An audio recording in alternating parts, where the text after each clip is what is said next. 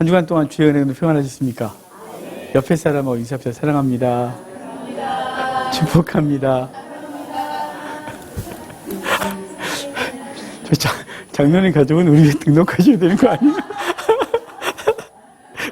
매주 매일 좀 감사하긴 합니다만 섬기시는 교회 죄송하기도 하고. 네, 우리 제목이 있어요. 제목 같이 읽겠습니다. 우리 주 예수의 날에 아멘. 오늘 제가 하지 않던 짓을 했어요. 저는 항상 본문을 정해놓고 본문의 흐름 따라서 말씀을 전하는 게 제 설교 스타일이거든요. 설교 방식 중에 여러 개가 있어요. 뭐 강의 설교, 주제 설교, 제목 설교, 또 뭐 설교 방식 따라서 여러 개가 있는데 저는 늘 강의 쪽으로 하다가 오늘 지난주부터 계속 이 추수감사절에 뭘 하지 그러다가 오래간만에 제목 설교, 주제 설교 좀 하고 싶었어요. 그래서 오늘 본문을 정하고 이제 뒤에 여러 성경 구절을 갖다가 여러분과 얘기를 나눌 거예요. 이 본문이 우리에게 요구하는 게 무엇인지, 그리고 우리가 이 본문을 통해서 하나님 앞에 주의 오시는 날에, 예수 그리스도의 날에 우리는 어떻게 서야 되는지를 생각하고 싶어서 이 본문을 정했어요. 여러분 추수감사절인데요. 우린 농사를 안 줘서 이게 실감이 잘 안 나요. 시골에 있어야 배추도 거두고 그래서 여기 배추, 무, 쌀 막 이렇게 싸놔야 추수감사절이구나. 이거 그거 갖고 김장하거든요. 그런데 이제 서울에서는 과일 갖다가 쭉 놓는 거 누가 보면 과일 장사하는 줄 알겠지만 이렇게 이거 이제 갖다 놓고 추수를 감사하고 은혜를 고백하는 게 우리의 추수감사 주일이죠. 추수감사절 생각하면서 우리 1년 동안 뭘 거뒀을까 이런 생각을 해봤고, 그리고 우리 주 앞에서 뭘 드려야 되지 이런 생각을 다시 했어요. 늘 생각하죠. 그럼 주님 앞에 섰을 때 뭘 드릴 거예요? 돈이요? 돈은 평소에 헌금을 하시잖아요. 하지만 다 놓고 가야 돼서 그날은 가져갈 수도 없습니다. 우린 또 열심히 추구하는 게 있어요. 명예예요. 사람들의 명예, 사람들이 우리를 어떻게 평가하느냐가 너무 중요하죠. 그것처럼 중요한 게 또 없어요. 돈보다 더 중요할 수도 있죠. 그것도 기껏해야 후대가 기억해 주는 건 100년밖에 기억 못할 것 같아요. 하나님 앞에 뭘 가지고 서야 되나 이런 생각을 했거든요. 늘 제가 갖고 있는 생각이었는데 오늘 여러분과 나누려고 그래요. 일단 결론을 말씀드리자면 우리가 주 앞에 섰을 때요, 저와 여러분 서로가 자랑거리가 되어야 해요. 제가 개척을 하고 큰 교회를 못 이뤘습니다. 어릴 때부터 꿈은 전 세계 열방을 다니면서 세계적 부흥사가 되는 게 꿈이었어요. 그런 꿈을 안 꿔본 목사가 어디 있겠어요, 그래. 그런데 그래도 하나님 앞에 지지난주가 우리 24주년, 만 24주년이었어요. 고3 때부터 설교를 시작해서 지금까지 오면서 이렇게 돌아보면 제가 대단한 일을 못했지만 그래도 저를 통해서 예수님 만났고 저를 통해서 복음을 들었던 사람들이 그래도 꽤 돼요. 그래서 천국 가면 전 그분들과 만날 기대감이 있어요. 늘 있어요. 그래서 천국에서 만나보자라는 찬양을 제가 제일 좋아하는 찬양인데 하면 이제 제가 어릴 때부터 만났던 사람들, 저보다 먼저 천국 가 있는 분들, 그리고 이 땅에서 함께 신앙생활을 하는 사람들이 천국에서 함께 만나는 날 소망을 하고 가슴이 이렇게 콩닥거려져요. 그러니까 우리가 주 앞에 설 때 주님께 드려야 될 추수물이 뭐냐면 사실은 영혼이에요. 우리 자신과 그리고 우리가 섬겼던 사람들, 우리가 복음을 전했던 사람들이 그 자리에 함께 서는 거죠. 그래서 오늘 본문을 보면 여러분 그냥 읽으셨을지 모르겠지만 오늘 본문 보면요, 바울이 하는 이야기가 있어요. 14절을 다시 한번 볼까요? 고린도후서 1장 14절 다시 한번 봐요. 너희가 우리를 부분적으로 알았으나 우리 주 예수의 날에는 너희가 우리의 자랑이 되고 우리가 너희의 자랑이 되는 그것이라 그래요. 우리 주 예수의 날 그래요. 우리 주 예수의 날은 예수님의 재림의 날을 말하는 거예요. 우리가 주 앞에 섰을 때든 그분이 우주적으로 강림하셔서 재림을 모든 세상을 심판하시고 그분 앞에 세울 때든 그 언제든지 간에 주 앞에 섰을 때 우리의 자랑은 너희고 너희의 자랑은 나다 이렇게 말하는 거죠. 근데 사도 바울이 고린도 후서를 쓰는 이유는요, 고린도 후서는 고린도 교회들이 사도 바울에 대해서 별로 안 좋은 평가를 하고 있었기 때문에 그래요. 사도 바울은 2차 전도 여행 때 고린도 가서 복음을 전했거든요. 약 1년 6개월 정도를 고린도 지역에서 복음을 전했어요. 고린도는 온갖 죄가 가득했어요. 정말 모든 죄가 다 있는 동네 이렇게 생각해도 될 정도로 고린도는 음란했어요. 죄가 가득했고요. 거칠었고요. 그래서 사도 바울이 딴 데선 겁이 그렇게 없던 사람이 고린도에선 겁먹었어요. 고린도에선 나가지 못할 정도로 너무 무서워서. 근데 하나님께서 두려워하지 마라. 이 성에는 내 백성이 많음이라 라고 해서 그 용기 받고 나가서 고린도에서 1년 반 동안 복음을 전했어요. 그리고 이제 왔다가 3차 전도여행 때 에베소에 있을 때 고린도 교회 소식을 듣는데 고린도 교회가 엉망인 거예요. 그래서 사도 바울이 고린도 전서를 써서 보냈거든요. 그럼 그 말을 들으면 당연한 결과는 뭐였까요? 맞아요, 선생님. 우리가 잘못 살았어요. 바르게 할게요. 신앙생활 회복할게요. 이래야 되는 게 맞겠죠? 근데 고린도 지역의 교회들, 지역의 여러 교회들이 하는 말이 뭐냐면 지까지 게 뭔데 떠들어? 이러고였어요. 왜냐면 사도 바울은 사도로서도 뭔가 부족했어요. 왜냐면 사도는 예수님이 직접 파송하셔야 됐거든요. 직접 배우고 직접 보낸 사람이에요. 그게 아포스톨로스, 보내심을 받은 자. 그래서 12명으로 한정되어 있었단 말이에요. 그래서 가룟 유다가 비었을 때는 그 이후에 다시 뽑아서 12명을 채웠잖아요. 근데 사도 바울은 예수님을 따라다닌 적도 없고 도리어 예수님을 박해하다가 다메섹에서 주님 만났는데 사도 바울은 스스로는 자기를 사도라 그래요. 되게 이상한 거죠. 네가 혼자 네 머리에다 안수했냐 뭐 이런 분위기 있잖아요. 왜냐하면 사도 바울은 분명히 들었거든요. 내가 너를 이방인의 사도로 보내노라 라는 이 말 때문에 아포스톨로스가 자기예요. 그래서 자기는 사도로서 사명을 감당하는데 교회에서는 권위를 인정하고 싶지 않은 거죠. 바울을 인정하는 사람들이 있는가 하면 그 외에 많은 사람들은 바울의 권위를 무시하고 자기가 교회 어떤 지역교회니까 교회마다 자기의 영향력을 행사하려고 하는 거짓 교사들이 많았고 그 사람들이 바울을 향하여 네가 뭔데 그래? 라고 하니까 바울이 그럼 내가 직접 갈게. 그래서 바울이 고린도까지 가요. 가서 들어가려고 했는데 그 가는 길 중에 들어가서 부딪히면 뭐하나? 싸우면 뭐하나? 다투면 뭐하나? 사단만 기뻐하지. 그래서 고린도 후서를 써서 고린도 입구에서 전해주고 돌아가는 얘기예요. 거기서 하는 말이 뭐냐면 너희가 나를 오해하고 있다. 너희가 나를 부분적으로밖에 모른다. 라고 하면서 하는 말이 뭐냐면 나는 너희의 자랑이고 너희는 나의 자랑이다. 언제요? 주님 앞에 섰을 때. 주 앞에 섰을 때 난 너희를 자랑할 거예요. 왜냐면 내가 거기서 1년 반 동안 두려움을 극복하고 복음 전해서 너희가 그리스도인이 됐어. 너희들은 나를 자랑할 거야. 왜냐면 너희는 나를 통해서 그리스도인이 됐으니까. 그래서 서로에게 자랑이다 라고 말하는 거죠. 저와 여러분이 언젠가 주 앞에 설 거거든요. 우리는 자연사를 해도 우리 하루씩 줄어들고 있어요. 그건 감사하고 기쁜 거죠. 또한 우리가 어떤 일을 당해서 갑자기 주 앞에 섰을지 몰라요.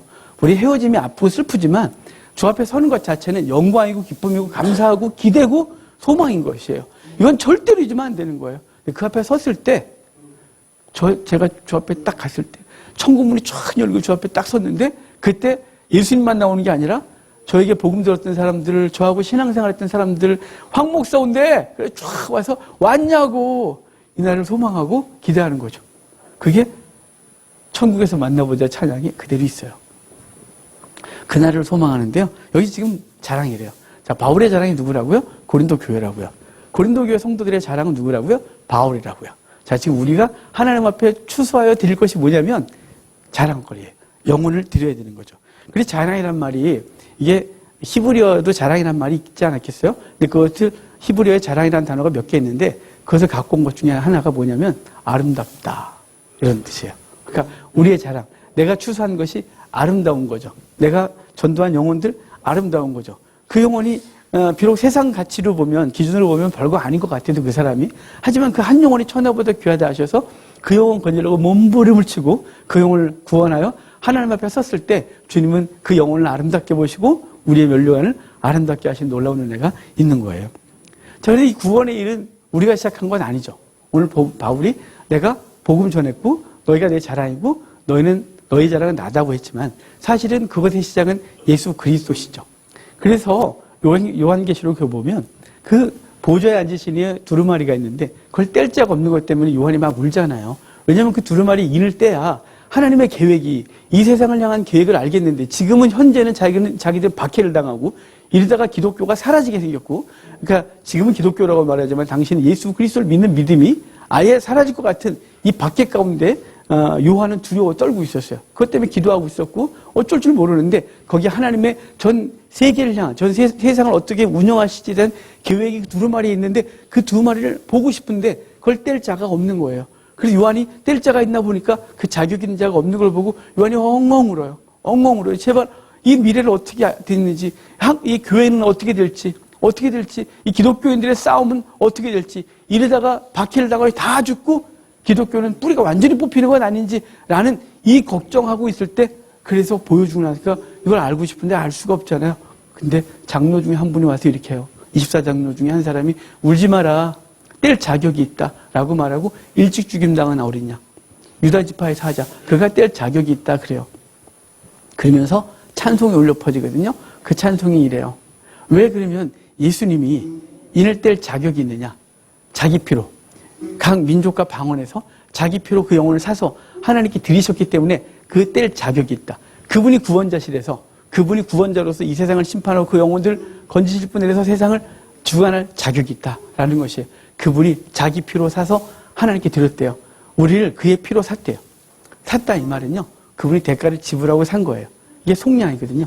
그러니까 예수님은 우리가 그 죄의 대가를 지불해야 되는데 우리가 지불할 능력이 없는 거예요. 왜냐면 내 죄를 지불할 능력이 있으려면 내가 좀 깨끗해야 되는데 아니 맨날 더러워요. 내 생명 들어봐야 받을 가치도 없어요. 네 거 받아. 늘 왜 받아 더럽다 야. 이렇게 할 거니까 우리는 하나님 앞에 이 생명의 대가를 바칠 방법이 없는 거예요. 그냥 죽는 것밖에 없는 거죠. 영원한 심판으로 그 대가를 지불해야 되는데 예수님이 당신의 생명을 지불하시고 우리를 사망에서 생명으로 건지신 거예요. 그래서 피로 사셨다 그러는 거죠. 저와 여러분을 주의 피로 사셨기 때문에 구원받은 거예요. 내 능력 아니라니까요. 그래서 우리는 사단이 이렇게 참소할 거예요. 너 같은 게 구원받니? 라고 할 때 우리가 정도 신앙생활 열심히 할 땐 괜찮은데요. 신앙생활에 좀 무너질 때 있잖아요. 삶에 무너지고 낙심하고 그래서 하나님이 계시니 안 계시니 막 싶을 때도 있단 말이죠. 그래 널브러져서 교회 가기 싫어 막 이러고 한동안 교회도 안 나가고 이럴 수 있어요. 근데 저 마음 깊은 곳에는 누가 계세요? 주님이 계시죠. 그래서 주님께 기도하고 싶은데 사단이 그때 그래요. 너 같은 게 기도하면 듣겠니? 야, 너 같은 게 구원받으면야 다 구원받겠다 야. 사단이 막 이렇게 말하거든요. 그럴 때 여러분 그래 알아.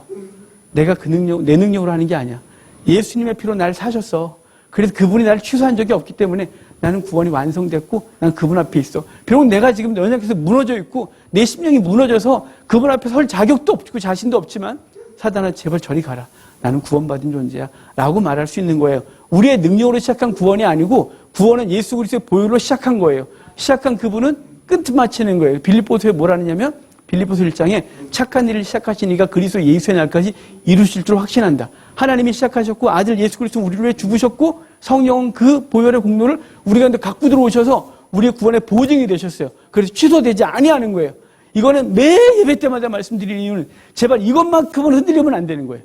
이건 분명하셔야 되는 거예요. 이게 흔들리는 순간 여러분이 교회 10년 다니고 평생 다니고 모태신앙 아니고 헌금을 어마어마하게 해도 다 필요 없는 거예요. 아무것도 못해도 이거 하나 붙들고 있어야 되는 거예요. 그의 피로 우리를 사서 하나님께 드리셨기 때문에 그분은 인을 뛸 자격이 있고 그분이 심판자의 자격이 있다. 이렇게 우리에게 말씀해 주고 있는 것입니다. 그러니까 구원의 시작은 예수 그리스도의 보혈이에요. 하나님 아버지가 아들을 보내 그 피를 흘리게 하셨고 그 피로 죄를 대신하게 하셨으며 그래서 우리는 그 피로 죄가 씻어졌고 소멸됐고 다시는 우리가 그것에 형벌받지 아니하는 존재가 되어 하나님께 드렸기 때문에 우리는 하나님 앞에 이렇게 있는 것이에요. 그래서 바울은 그 은혜에 너무 감사해서 갈라디아 교회에 편지를 쓰죠. 갈라디아 지역이 1차 전도의 지역이거든요. 거기서 돌 맞아서 죽을 뻔했잖아요. 죽은 줄 알고 버렸는데 거기서 툭툭 털고 일어나는 게 바울이에요. 그리고 2차 전도회 때 거길 들렀다가 하죠. 정말 바울은 어떻게 이런 열심과 이런 담대함을 갖고 있을까 싶어요. 저 좀 줬으면 좋겠는데 저는 왜 이렇게 두렵고 염려도 많고 잠도 잘 못 자고 왜 이런 성품을 갖고 태어났는지 모르겠지만 하여간 바울이 늘 부러워요. 바울의 그 담대함.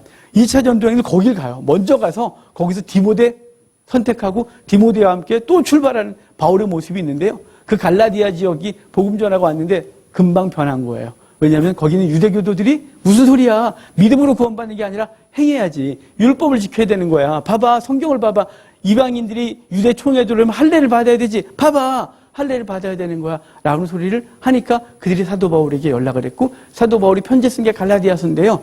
믿음으로 구원을 받는다. 율법의 행위로는 구원받지 못한다는 얘기를 쭉 하면서 바울이 이렇게 말해요. 이제는 내가 십자가에 못 박혔나니 이제부터 내가 산 것이 아니요 내 안에 그리스도께서 사신 것이다.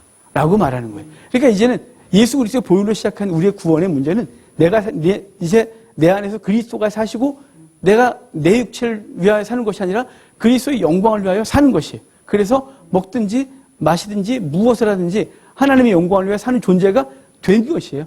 되는 것이 아니고 이미 된 것이에요. 그래서 우리는 그 정체성을 가지고 이 땅을 살아가는 존재가 된 거죠. 그러니까 우리는 먼저 하나님 앞에 추수의 열매가 된 거예요. 예수 그리스도의 보혈의 그 은혜를 가지고 공로로 구원받은 존재가 우리죠. 주님 앞에 예수 그리스도가 아버지께 드릴 추수물은 우린 거예요. 그래서 하나님 앞에 우리가 드려졌어요.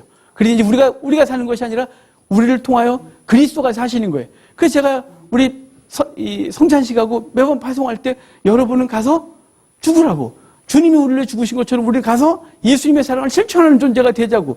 요 세처로 예수님이 아니라 삶으로 예수님을 증거하고 그리고 우리를 보면서 예수님이 살아계시구나. 예수님 믿으면 저렇게 되는구나. 라고 알게 하자 그랬죠. 그것은 이제 내가 사는 것이 아니고 내 속에 계신 주님이 나를 통해 사신다는 걸 늘 고백하는 삶인 거예요. 이제 그렇게 하나님 앞에 추수가 되어서 주의 열매가 된 우리, 생명의 열매가 된 우리들은 이제 우리도 무엇인가를 열매를 맺어서 주 앞에 드려야 되지 않겠어요? 그 첫 번째 열매가 제 3자가 아니고 여러분 자신이에요. 우리 자신이 하나님 앞에 변화되지 않고 예수 믿으라고 하면 이게 얼마나 역겹고 불편해요. 전도받는 사람이 그러지 않겠어요? 너나 잘해라. 넌 어쩜 그렇게 교회 다니는데 엉망인데 전도는 잘한다니. 이러지 않겠어요? 먼저 하나님 앞에 드려야 할 추수물은 저와 여러분이에요. 우리가 하나님 앞에 변화되고 그리고 아름다운 성령의 열매가 우리 속에서 드러나야 이게 하나님 앞에 아름다운 것이 된 거죠. 그 갈라디아서 5장에서는 이제 육체 열매는 현저하니 그러면서 온갖 죄들을 다 얘기해요. 하지만 이것은 과거고 이제 너희는 성령의 열매를 맺어서 하나님께 영광을 돌리래요. 성령 열매 9가지 그러잖아요. 이 9가지는 그냥 하나예요. 왜냐하면 성령의 열매가 단수거든요. 그리고 9가지를 얘기를 해요. 복수로 썼어야겠죠? 아니에요. 왜냐하면 단수인데요. 그 안에 여러 맛이 있다는 걸 여러 가지 표현으로 하는 거죠. 마치 사과, 그러면 새콤한 맛, 달콤한 맛, 뭐 등등 있는 것처럼 그렇게 성령의 열매는 인격인데 그 인격 속에 있는 많은 것, 사랑, 온유, 절제, 충성, 자비, 오래 참음 등등이 있다는 거죠. 그러면 저와 여러분들이 하나님 앞에 우리 자신을 추수물로 여겨 자기를 잘 쳐서 복종시켜야 돼요. 심고 가꾸고 애쓰셔야 돼요. 자기와 자기 육체적 욕망과 매일매일 싸우는 삶을 살아야 열매가 맺어지는 거예요. 주님이 기뻐하시는 건 은사가 아니라 열매라 그랬죠. 고린도전서 13장, 14장, 12장, 13장, 14장에 열매에 대한, 은사에 대한 얘기가 나와요. 은사는요, 주님이 바라시는 게 아니에요. 은사는 주님 거거든요, 원래. 은사가 카리스, 그래서 선물이에요. 일꾼에게 도구 준 거예요. 밭 메러 가는 종한테 호미 주고 밭 메고 와, 그리고 김 메고 가고 호미 받아내는 거예요. 호미 갖고 와서 자랑하는 종놈이 어디 있어요? 이상한 거지. 그러니까 주님이 기대한 건 은사가 아니에요. 근데 우리는 그렇게 은사를 원해요. 근데 은사를 원하는 이유가 뭐예요? 영혼 구원이죠. 영혼 구원 때문에 은사를 원하는데 신기하게 영혼 구원의 때보다 아니고 자기의 신앙적 어떤 즐거움과 기쁨을 위하여 은사를 구하고 우리 사역자들은 우리 목회적 현장을 좀 부흥시키려고 은사를 구해요. 목적이 이상한 거예요. 주님이 원하시는 것을 왜 은사를 구하고 은사를 원하는데 은사는 주님이 받고 싶은 게 아니에요. 주님이 주신 거거든요. 내 거 맡겼는데 내 거 갖다 주면서 잘난 짓 하면 이상하잖아요. 우리 주님께서 원하신 게 뭐냐면 은사가 아니고요. 열매인 거예요. 열매는 말씀을 받고 그 말씀대로 살아보려고 몸부림을 치고 요만큼 맺는 게 그게 열매인 거예요. 그 열매가 저와 여러분 가운데 풍성하셔야 돼요. 하나님 앞에 우리 자신의 열매를 드리고요. 우리 가족들이 그 열매를 따먹어야 돼요. 우리 아빠가 변했어. 우리 엄마가 변했어. 우리 아들이 변했네. 이래서 그 변화된 삶의 열매를 그들이 따먹어야 돼요. 그것이 열매인 거죠. 여기서 아무도 못 따먹었는데 주 앞에 드리겠다? 이상하지 않아요? 주님은 우리 주변 사람들이 우리가 맺은 열매를 따먹고 그들이 살기를 원하시는 거예요. 그래서 우리가 몸부림을 쳐야 될 이유가 있는 거예요. 구원받기 위해서 몸부림을 치는 게 아니고요. 구원받은 우리들이 열매를 맺기 위해서 몸부림을 치는 거예요. 이미 정해진 거예요. 구원은. 우리가 노력한다고 되는 게 아니라 예수 그리스도의 피로 사셨어요. 이미 사셔서 당신의 소유 삼으셨거든요. 근데 당신의 소유 됐으니까 내가 멋대로 살아도 돼요가 아니라 이제 당신의 소유가 됐으니까 내가 잘못 살면 피로 값주고 사신 하나님의 영광 가려지니까 내가 주의 영광을 내 자신을 쳐서 복종시켜 그리스도를 닮아가는 삶을 사는 것, 그게 열매 맺는 삶인 거예요. 열매 맺기 위해서는 몸부림을 치십시오. 제가 여러분에게 알려드렸던 5S를 써서 붙이십시오. 우리 중에 붙여놓은 분 계세요. 되기를 바라고요. 보다가 말다 그러지 마. 힘들어. 그러지 마시고 계속 하십시오. 반드시 바뀌고 반드시 변화되어 열매들을 우리 가족이 먼저 먹을 거고 우리 주변 사람들이 따먹을 줄 알고요. 그거 실천하십시오. 그 다음에 두 번째 드릴 열매가 뭐냐면요. 당연히 영혼들이죠. 우리가 복음을 증거해서 그 영혼들이 살아나고 그 살아나는 영혼들을 하나님께 드리는 거예요. 그래서 우리는 이렇게 교회 모임을 갖는 거죠.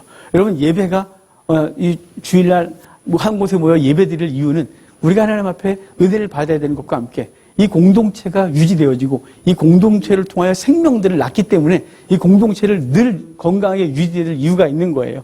비록 그 공동체가 작건 크건 상관없어요. 근데 그 공동체가 아무리 커도 병든 공동체라면 그 공동체는 사라져야 되는 거예요. 정말 죄송하지만 그 공동체를 통해서 영혼들이 가면 그 공동체에서는 반드시 영혼들을 망가뜨리고 죽여요. 그런데 아무리 작아도 그 공동체가 건강하면 그 영혼에게 그 공동체에 하나님 보내시는 영혼들은 건강한 영혼으로 거듭나고 그는 또 다른 생명을 낳는 사람이 되겠죠. 그러니까 우리가 교회를 이렇게 유지하는 이유는 생명을 낳고 그 생명들이 또 생명을 낳고 그렇게 하기 위함이에요. 하나님 앞에 우리가 드려야 될 열매 두 가지는 우리 자신의 성화예요.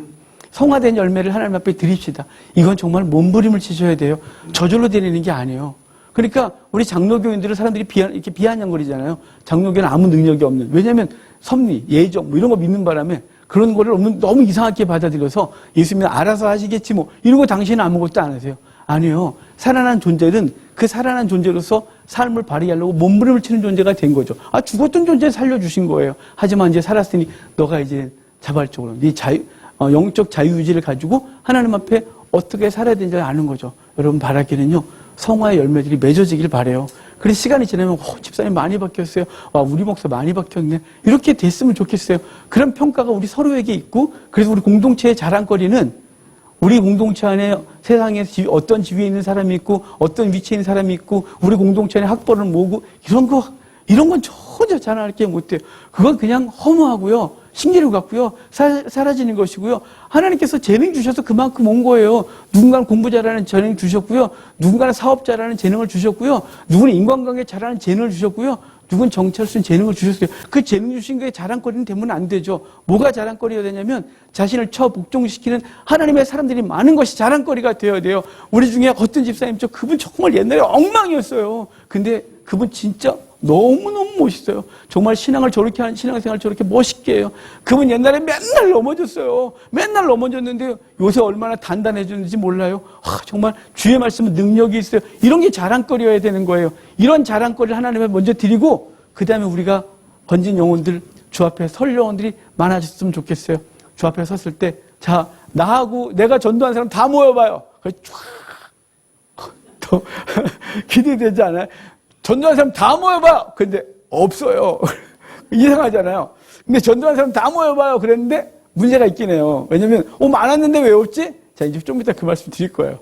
어떤 사람은 전도하는 사람 다 모여요. 그랬는데 쫙 모여갖고 거룩하게 변하는 사람들이 쫙 있는가 하면 분명히 전도 많이 했는데 뭐야? 그랬더니 아무도 없어요. 이유가 있어요. 이유가. 뭐냐면요. 전도는요. 몇 가지 단계가 있어야 돼요. 예수님께서 마태복음 28장에 제자들을 파송하시면서 너희들은 아버지와 아들과 성령의 이름으로 세례를 주고 그들에게 가르쳐 지키게 하래요. 뭐가 있어야 되냐면 가르치는 게 있어야 돼요.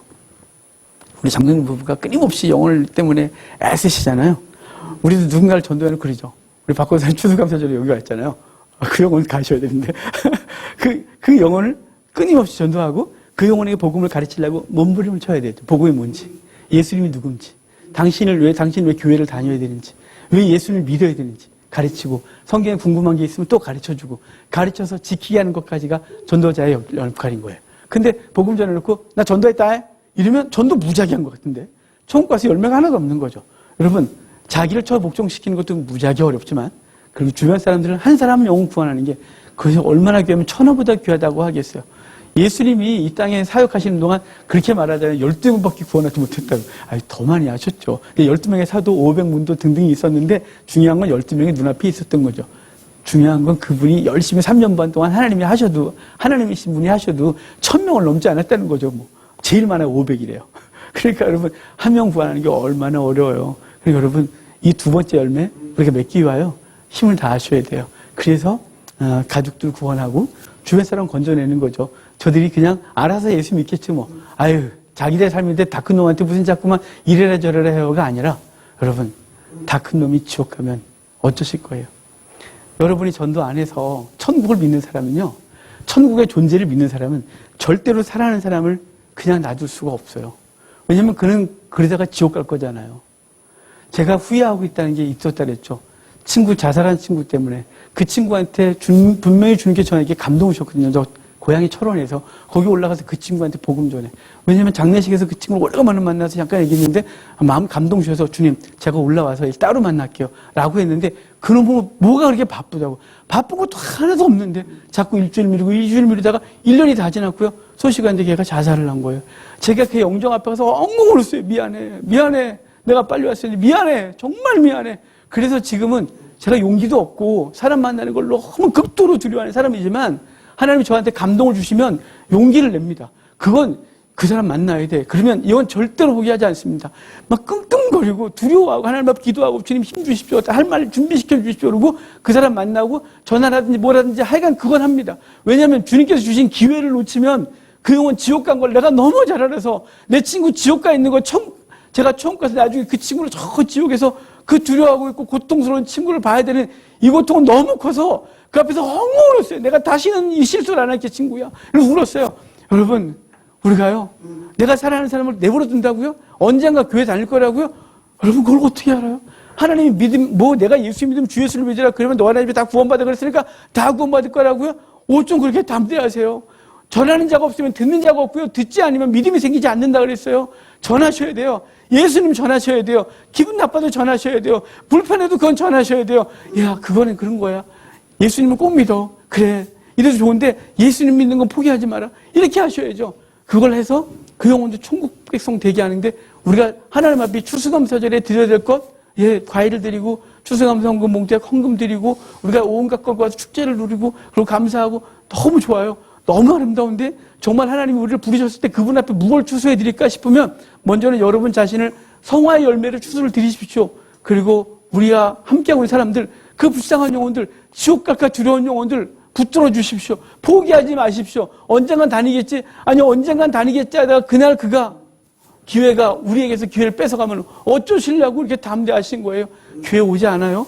오늘이라도 가서 영혼 전하셔야 돼요. 그가 귀를 막았습니까? 그럼 먼저 사랑하십시오. 그를 먼저 끌어안으십시오. 그를 먼저 섬기십시오. 그가 나를 받아들일 때까지 계속 섬기십시오. 그리고 때가 되면 복음을 슬쩍 내놓으십시오. 그럼 이미 그가 사랑하고 마음을 열었기 때문에 복음에 대해서 이미 열려있고 그 복음을 그 영혼들이 구원받을 걸 믿고 우리가 힘을 다하시기를 바랍니다. 우리가 하나님 앞에서 우리의 생명을 다하여 글하셔야 돼요. 그래서 사도 바울이 빌립보 교회를 향하여 이렇게 말하거든요. 빌립보서 2장에 그 빌립보 교인들을 향하여 기뻐하는 장면이 있는데 그 빌립보 교회를 향하여 이렇게 말해요. 내가 너희의 재물 위에 나의 생명을 전제로 드릴지라도 난 기뻐하고 기뻐하노라. 이 전제는 자기 목숨 끊어 피를 그 앞에 쏟아 부어서 들은 난 기뻐하고 기뻐한다. 사도 바울은 빌립보 교회를 향하여 데살로니가 교회를 향하여 그렇게 말해요. 난 너희를 유모같이 대했다. 난 너희를 아버지가 아들을 대한 같이 했다.